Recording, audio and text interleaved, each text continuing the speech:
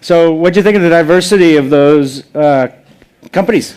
I actually think it was actually a perfect indication of what you're trying to do with this event, right? You take seven different slices of what imaging or vision technology is or can be, and so they were great. Yeah, they were all great because, for me at least, it just was diversity around what a vertical, the breadth of what a vertical topic can be, and at the same time, the creativity of the entrepreneurial mind that is trying to take seven different slices of businesses around a common technology of, say, a camera. That's recorded. And not even just a camera, it's what's the output of a camera. Absolutely. Right? And reimagining the output of it, but also reimagining how you can build a community around it, and what do the business opportunities that can come from around that community is amazing. So you're more creative than I'd love to hear. I'm trying to figure out, what do you call that sector? So I've done imaging and video. That doesn't work. It's a fact. Right. It's what it is. Right. I've done visual tech, which seems like it's better, but it still doesn't convey it. It's geeky. It is. But what visual ecosystem, what is the opportunity? The branding. Yeah, the selfie economy. That's funny. You missed this morning, but the selfie's old school, right? The pure selfie. Right. There's the Gelfie, which is the jumping selfie. Really? There's the Delphi, which is the drone selfie. Right. But and then there's the, thank you very much. And so there's thank you. Thank you. Cheers to you and to all of us. Cheers. And then there's the, this is, perfect for jacket. I don't wear jackets much, but it's really valuable for that. But the next one, and everybody has these selfie sticks, which I hate. So why? You carry this thing around, you put it out here, and you're going to go like this? I've got the solution.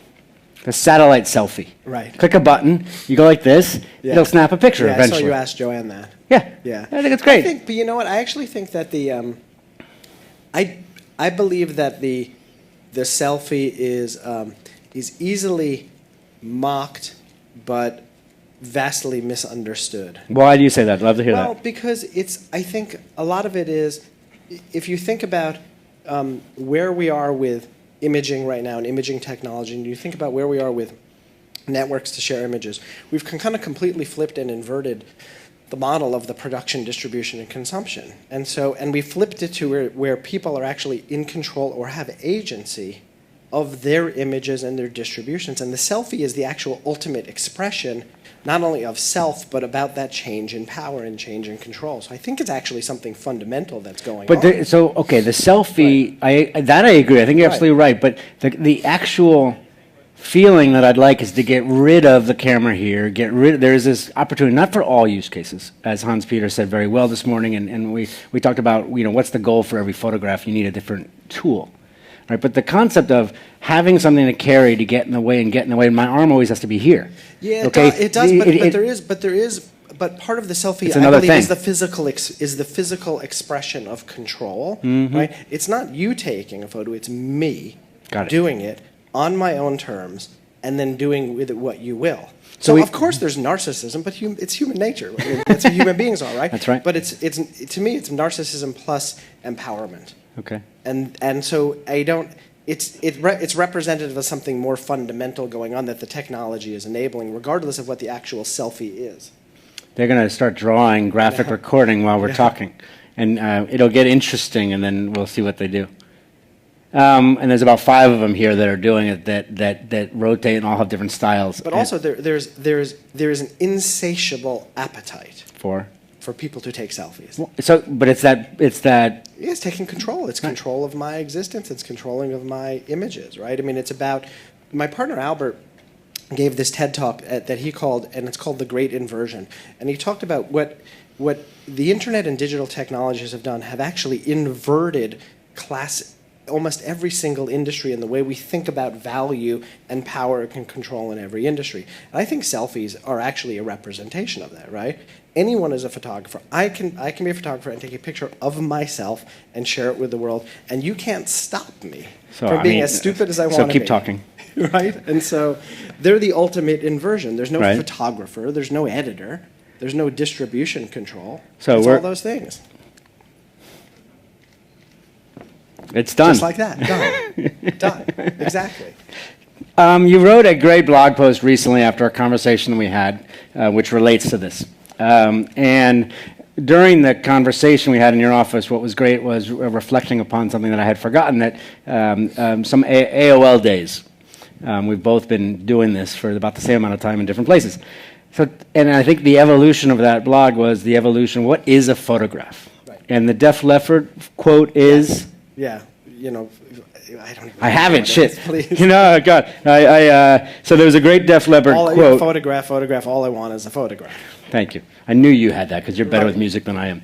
Right. Tell me your view on this kind of, evolve on that kind of blog post on what is a photograph, where are we going, and how does that play to what we were just talking about, selfies? Because, a selfie is just another type of photograph. You were talking on that blog more about animations and types of images that tell different stories. Well, I think here's one of the things I was thinking about listening to all these presentations today.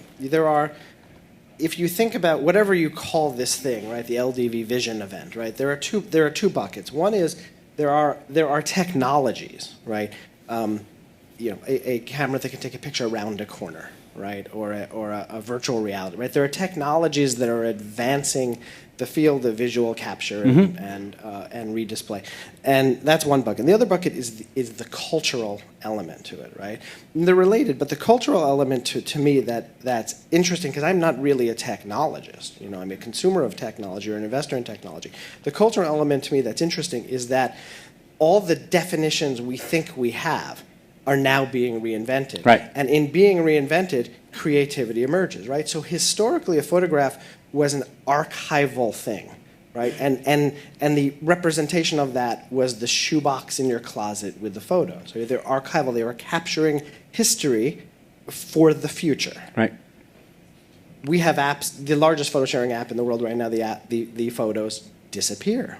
There is no archival element to them, right? So what is that image then, if you've inverted, right? Culturally, what is it if you've inverted? What is the image where it can kind of be animated? What is the image where there can be text over the image that where you tell a secret to someone, right? These are all like, you've got reinventions because the nature of it, or the metaphor of it, was what I was writing about, has changed so significantly that everything is up for grabs. Yeah, I think it definitely, I agree with you, and it's a great insightful then and now. And piece of that Snapchat, you're reminding me. So since I don't use Snapchat, I get it, but I don't use it. Do you think those that use it a lot also take different photos or have the different goals? I mean, obviously, certain ones are memories, and certain ones are Snapchat, disappearing photos, and others. I think historically it was 100% for memories. Exactly. Now it's what percent do you think it is now? So I guess obviously it'll change the demographic. But do you send Snapchats to anybody? You mean a little. My friends' kids send them to me. Yeah, exactly. Random ones. But that's what's interesting about it, is that there clearly is something generational associated with an application or service where the images that historically have been archival are disappearing. There clearly is something generational. So the answer to your question is, I don't fucking know. Right? I don't, right?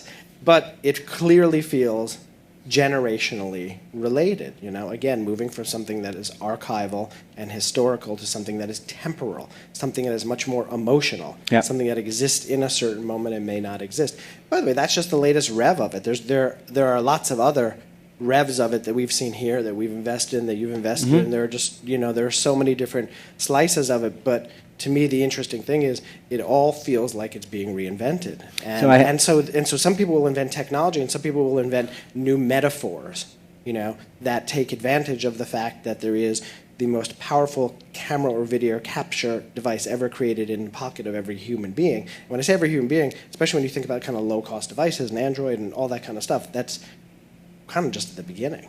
I agree.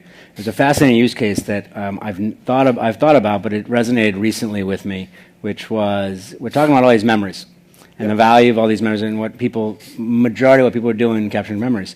However, the other night I looked with my folks and my sister at their I mentioned earlier their wedding album and our bar and bat mitzvah albums. And there were then pictures coming out that I had never seen. Most of them I have in my memory because I have a photographer memory from all my work and misspent youth. But there were some pictures. Then I decided that was something I want to see more often. And I took a digital photo, and it's now on my phone with the other 10,000 photos. Right. It's no longer in that shoebox. Right. It's in the digital box, but I have access to all the time. Right. And I think there's huge opportunities in all this content that it's still a digital memory. Yes. But how can it, we want to see it at different times at any time. Yes. And so that's, by the way, no one solved that. And a lot of people have tried. And even just earlier, the friend of mine, Matt Meeker, we came on stage from BarkBox. Yeah. Matt's fantastic. And I was, talking a little bit about our, early days when I helped him box the early Bark boxes to send out. And I said, you have that photo when we had all the boxes? He's like, no. So both of us are swiping through, even though both Union Square and I have invested in Clarify. Right. And he said, wait, aren't you using Clarify yet for that? Well, soon. It's soon. Right. But we were both like spinning like this. Well, but that, I mean, it's so here's what's interesting to me. There are a couple things. Here's one thing that's interesting. BarkBox is a company that sells a box full of goods for your dog, right? The fastest growing segment of their business are their Instagram accounts. Yes. So, right, changing metaphors, a business that doesn't feel like it's a visual business, but it is if you get creative, right? You're absolutely right. Clarify is interesting for a couple reasons, and we're investors, so I'll talk my own book. It feels like a lot of the services to solve your 10,000 photos on your camera have been digital representations of the shoebox. File systems, right? Nested file organization, right? They were just different shoeboxes, right? Clarify takes a completely different approach, right? It basically says you don't actually ever need to organize it. Right. It will organize itself, and so that's very provocative if it works. It's the cognitive load on the human being is reduced, in the same way that Google changed the search game by not doing directory services, by having an open search box. That's right. And their focus is business, but it's content everywhere. Yeah. But that thing of I don't want to actually organize my stuff. No, exactly. And I want it to be organized when I need it to be organized, right? Google. I always thought the Google metaphor was I don't need to know where something is. I just need to know how to search for it. That's right. And so that 90% of the organizational cognitive overhead is now gone, leaving the key human part, right, which is just search. And they've succeeded wildly, which makes me very happy, even though Gmail, some people say the design is not great, but I no longer have all of that other company's email folders that I tried to organize in a smart way, which it actually made more work for me because I could never find the crap. Exactly. Right, exactly. So give us just a little bit of the 2 or 3 sentences, because I think everybody's come in back into the room. The focus, Union Square, your focus, anything, everything. Give us a little parameters just for those that might not know in the audience. So we are a thesis-driven firm, and so our focus is only our investment thesis, and our investment thesis is that we invest in large networks of engaged users that are differentiated through user experience and defensible through network effects. That is the 140-character representation of our investment thesis. That's all we do, and that's only what we do. Great. So there is no specialization per se, except we're looking for network-based businesses wherever they may exist. Network-based businesses can be there can be networks of users, it can be networks of data, it can be networks of images, of media types. There are lots of different kinds, and kinds that we never even contemplated. So the way that we operate is to just invest everything we're looking at. We put it through the lens of that thesis, and that thesis has 10 or 11 different words that have shifting meanings. By definition, they're kind of indeterminate, except that they're networks, right? They're things that are interconnected. And the reason that they are networks is that we believe that, well, I don't actually know if we believe it. I think it's actually true that the internet itself is a network. The architectural structure of the internet is a network with implications around that, around resiliency and things like that. But also, the only thing we can identify that will always be a barrier to entry for a business is its network effects. That's right. And so, as investors, we think those are good investments to make, because when you get them, you have a company that can be transformational. It's a company whose value increases the more people that use it. That's right. And there's a lot of those network effects that actually do have a part or a majority of the part, maybe not even, could not even succeed if they didn't have images or video as a part of it. Oh, absolutely. Historically. So you've had Tumblr exit, you've had Etsy gone public, would also leverage a lot of content. Some people don't think of it as a content company, but wouldn't you agree that a majority of the things sold on it has to have good to great content? I mean, there's Etsy, probably a percentage. Is handmade goods, where the person who makes the good takes a picture of the good, And they couldn't have sold it, most likely, maybe not couldn't, but it would be much easier. Oh, totally. What other ones? There's lots more. I mean, there's Twitter, right? Some portion of Twitter is an image-based network. Then there's, there's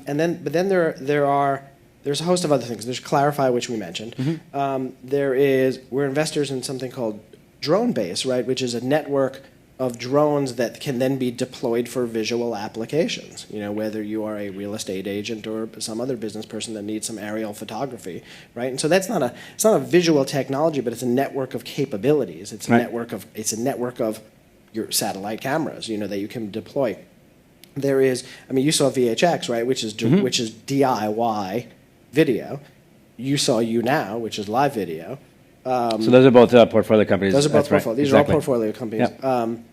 There is Figure One, right, which is a media sharing mobile app for medical professionals. They hate Instagram for doctors, which they hate, but which kind of captures it in a way. And again, changing metaphors, right? Think about medical professionals, right? The language of the medical professional is visual.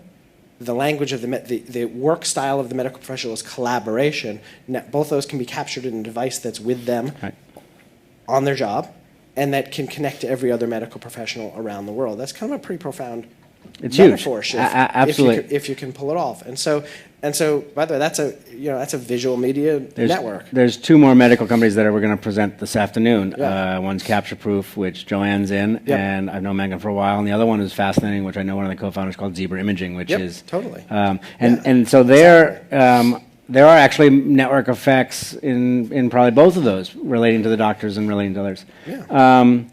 And so we make when we bet on network effects, we're making a bet because network effects can be nebulous. We're making a bet that a application can exhibit, derive, and gain defensibility from network effects. You kind of only know it after the fact, though. Right, but you have a directional hunch or traction. Directional hunch, but then when you know that it happens, it's kind of you look at a service and you're like, well, why is that growing? And network effects is the kind of big unknown answer for that. So I can't remember exactly, but my perception is that the network effect focus was an evolution to something about 10 years ago, earlier days in Union Square. Is it something that you think is going to? How long term does that become the thesis? I mean, obviously you can always evolve that, but do you think that you have an internal agreement of we're going to do this for 10 years, unless there's a reason not to, or we're going to do it for 20, or is there kind of that longer term vision? Obviously a fund has a lifespan. I mean, that's a good question, because I think that the thing about our thesis that keeps us engaged is that it doesn't, the thesis is the thesis, but what is a network? Right. What is a user? What is a network? Right. There's a lot of different networks. Right. Give me a couple. Well, you can have a network of data. Data can be a network. That's great. I love that. I haven't thought about that. So what's a network of data? A network of data could be an aggregation of data where there is some group or some service that contributes data. And you have a bunch of parties that contribute data and then all get to derive some value from that. But still, data. when you say group, do you mean people, or could it actually mean sites? Because it could obviously. No, it doesn't have to be people. Okay, so that's what I'm getting at. So most people think network effects is people network effects. No, it doesn't have. So it can be. I mean, a collection of images can be a network. Clarify an image technology that gets better. Yeah. The more interaction. The more interaction. Perfect example. So network has meaning. Large. What is large? Large, relative to Twitter, has one meaning. There are 1 million doctors in the U.S., and so what's large relative to that? And in a meaningful way that creates a barrier to entry. The second part of the thesis is a unique user experience, and that generally means kind of native to the internet even more so native to mobile, and those are being invented and changed, in many different ways. One of the things we're thinking about lately is the idea that you can build, well, there's two things, right? One is that there are an enormous amount of businesses that are operating today on Instagram. And it was a service that wasn't designed for that. What are the implications of that? That's huge. Yeah, it's fascinating. We're starting to see a lot of businesses that work via SMS. They're trying to get out of the trap of the App Store, right? And so, what does a unique user experience mean? Does it mean an app? Does it mean a website? Does it mean text? In a SMS box, right? And so, all these words have enough flexibility that I think we can run with it for a while. And they're changing too. Yeah, they're changing. When this thesis was developed, there was no freaking iPhone, right? And so, we're in like year 8 of reinventing the thesis or re-understanding the thesis because of mobile. And then what are the implications of that, right? So there's a notion that in a mobile first or a mobile only world, network effects are much weaker, right? Part of the network effect thesis is that it generally leads to winner take all or winner take most markets, right? In a mobile, is that still true in a mobile world, right? Where you can kind of go between applications with almost no friction, and then when you have a notification layer on top of that, there really is no friction. I don't know, So that kind of keeps it interesting.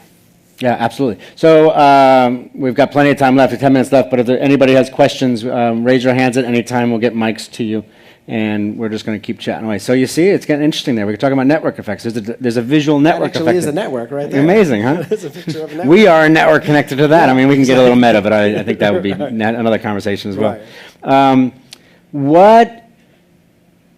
I always bring up when I have these sessions, as you might have realized, we talk about the investing, we talk about in entrepreneurs. There's a bunch of entrepreneurs in the audience, people that might want to be entrepreneurs. There's computer vision scientists. There's professors that are thinking about what maybe one day, and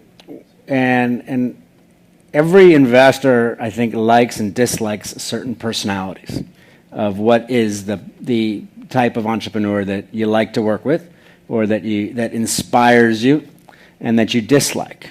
So I'd love to hear your perspective of, and I'm sure it changes even across the partners at Union Square, but from your perspective, some of the things that you really get excited about as far as personality traits for entrepreneurs, and ones that you don't like. So for me, the thing that is most interesting or exciting, or the thing I like the most is the obsessive nature of the entrepreneur, right?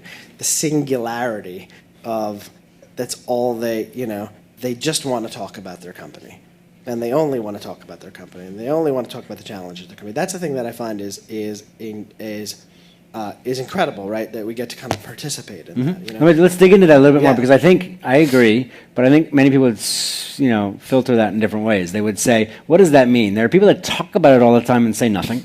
Right. There are people that talk about it all the time, and so I think it's a very interesting thing. There's very different levels of what does that mean. So I'll give you examples in my I think that I actually think the really only thing an investor does is pattern recognition. You just have a data set that kind of keeps getting better, and you're like, I've seen that and that worked, and I've seen that and doesn't work. And so the thing that I have seen in a number of companies that have gone on to be successful and transformational, and observing them from the early stages is you have a founder, or it's usually a founding team, and they're always kind of talking about some issue that's come up, right? And they can't get their head, and they'll even kind of go off on a sidebar. You're sitting in a restaurant having dinner, and they'll kind of like pull out their phone and they're doing their little side talk, right? Mm-hmm.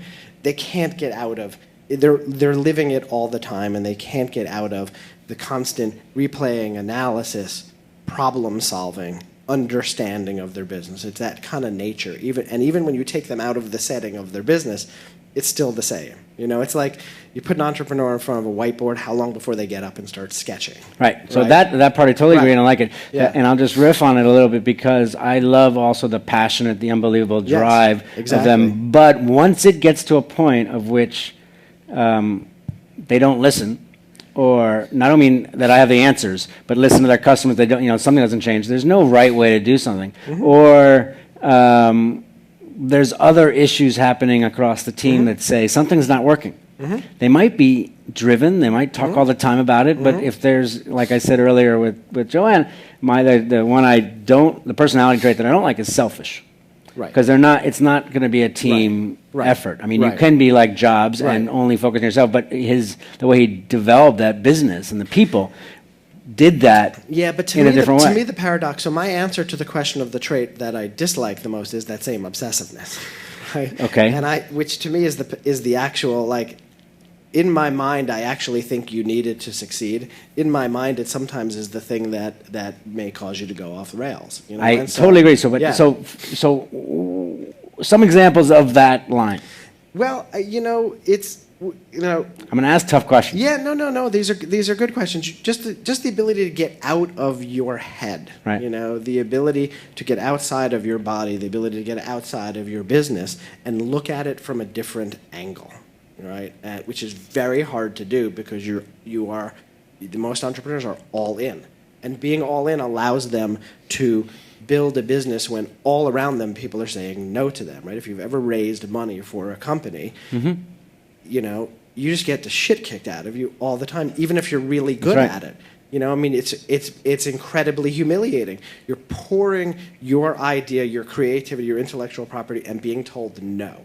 I mean, how do you get up and do that? I've done it. It was hard. My last company, I tried to raise money from Union Square Ventures many times. I couldn't get them to, And so, so you have to be obsessive, right? To kind of. So tell us about that. So do you ever have those flashbacks to when you were sitting at a table pitching the Union Square? Yeah. Oh, exactly. But my flashbacks are like, what the fuck am I doing here? Right? And so, but it does go. But so. To me, my lesson from that, right, is there are a couple lessons, right? One is, and this goes back to the obsessiveness, right?